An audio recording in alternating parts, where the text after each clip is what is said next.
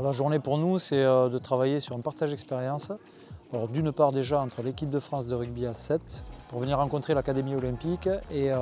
les potentiels joueurs de l'équipe de France des moins de 18 ans puisqu'on a un stage en parallèle élite jeune, moins de 16 et moins de 17 ans pour travailler sur la détection en vue des JOJ de Dakar 2026 ou des différents championnats d'Europe en moins de 18 ans à 7.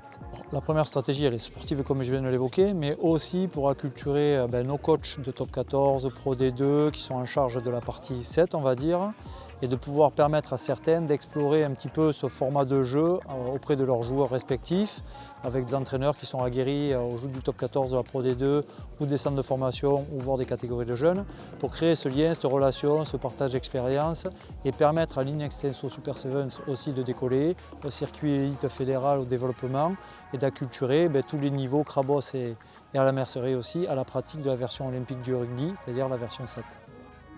Alors moi je suis très content de revenir ici parce qu'on voit les évolutions d'année en année, on sent qu'il y a une progression, les terrains sont beaux, les infrastructures sont remises au goût du jour, à l'ère moderne avec une belle salle de performance aussi.